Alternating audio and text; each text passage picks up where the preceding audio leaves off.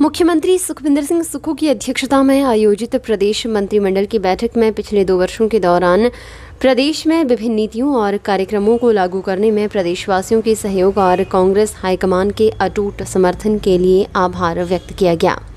मंत्रिमंडल ने बिलासपुर में आयोजित 2 वर्ष के समारोह के सफल आयोजन के लिए कांग्रेस पार्टी के कार्यकर्ताओं और विभिन्न सरकारी विभागों के प्रयासों के लिए आभार जताया।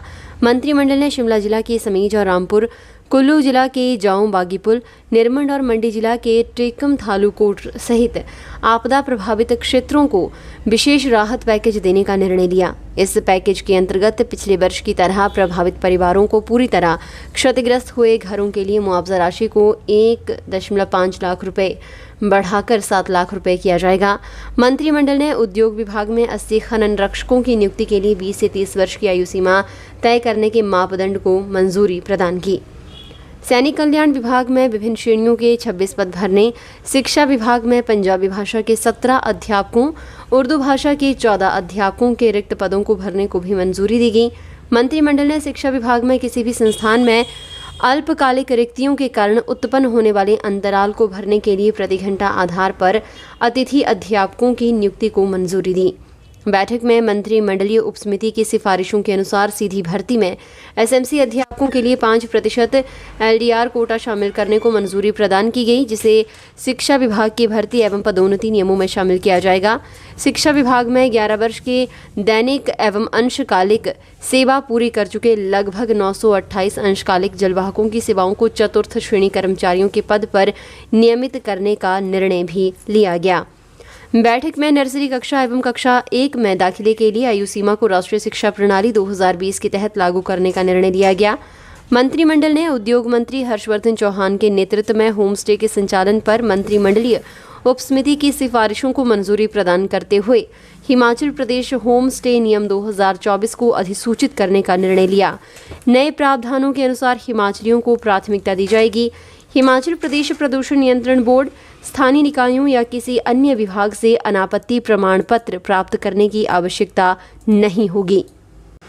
हालांकि उचित मल निकासी और कचरा निपटान तंत्र अनिवार्य होंगे। इसके अलावा होम स्टे इकाइयों में वर्षा जल संचयन प्रणालियों की स्थापना को प्रोत्साहित किया जाएगा।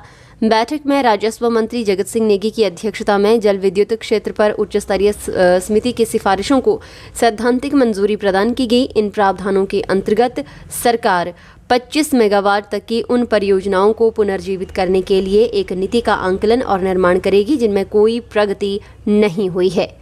वर्तमान में प्रदेश में इस तरह की 700 से अधिक रुकी हुई परियोजनाएं हैं। मंत्रिमंडल ने महर्षि वाल्मीकि कामगार आवास योजना 2024 को मंजूरी प्रदान की। इसके तहत 2.5 लाख रुपए से कम वार्षिक आय वाले वाल्मीकि समुदाय के सफाई कर्मचारियों को घर बनाने के लिए 3 लाख रुपए की वित्तीय सहायता दी जाएगी।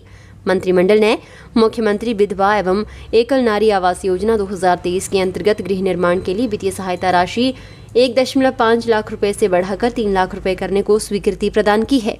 सरकारी स्वास्थ्य संस्थानों में दक्षता बढ़ाने के लिए मंत्रिमंडल ने सैद्धांतिक रूप से स्वास्थ्य सेवा निदेशालय और चिकित्सा शिक्षा निदेशालय के मध्य नर्सिंग, पैरामेडिकल, मिनिस्ट्रियल और गैर मिनिस्ट्रियल कर्मचारियों के सामान्य कैडर के विभाजन को सैद्धांतिक मंजूरी प्रदान की। इन कर्मचारियों को अपने पसंदीदा कैडर का चयन करने के लिए 30 दिन का समय दिया जाएगा।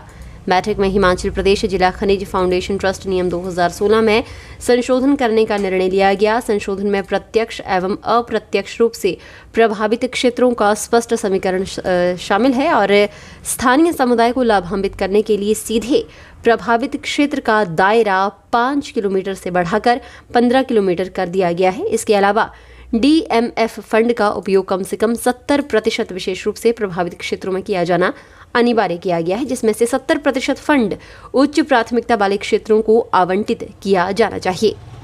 मंत्रिमंडल ने चंबा जिला की पांगी घाटी में बिजली आपूर्ति के लिए थिरोट से किलाड़ तक 45.48 करोड़ रुपए की लागत से 33 केवी की नई लाइन के निर्माण के लिए विस्तृत परियोजना रिपोर्ट को मंजूरी प्रदान की।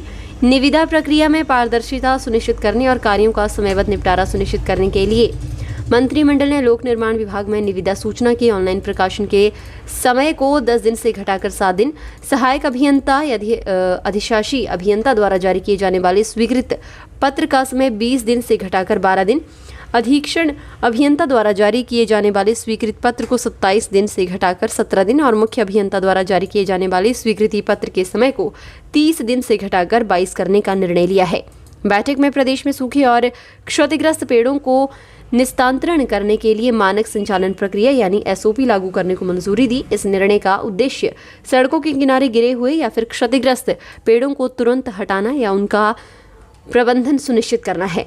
मंत्रिमंडल ने प्रक्रिया को सुव्यवस्थित करने, लागत को कम करने और स्कूल, अस्पताल, सड़क आदि जैसी बुनियादी ढांचा परियोजनाओं को समय पर पूरा करने के लिए DFO को 50 पेड़ों तक के लॉट्स का प्रबंध करने की शक्तियां प्रदान करने का निर्णय लिया है। बैठक में शिमला जिला के सुन्नी में एक नया उप मंडलाधिकारी कार्यालय खोलने और संचालन के लिए आवश्यक पदों को सृजित कर भरने का भी निर्णय लिया गया है।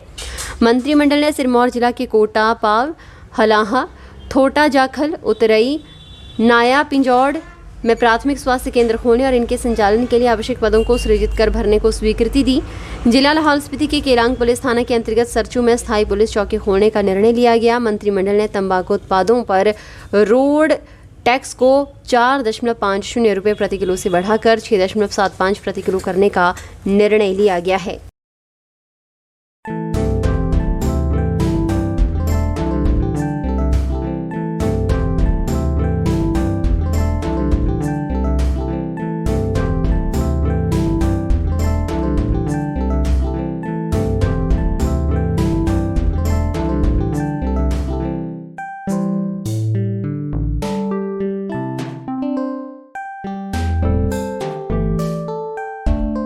गोल्ड कड़ा या टेम्पो ज्वेलरी लेना चाहते हैं तो ये है बेस्ट ऑप्शन।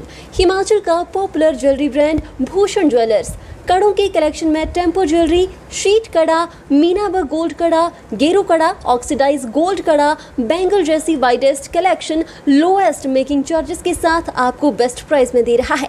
तो अगर आप भी चाहते हैं गोल्ड कड़ा या टेम्पो ज्वेलरी खरीदना तो जरूर विजिट कीजिए भूषण ज्वेलर्स, लोअर बाजार, सोलन। सोने की कीमतों में बढ़ोतरी होने की संभावनाओं के चलते इन दिनों भूषण ज्वेलर्स सोलन में ग्राहकों की भीड़ उमड़ पड़ी है।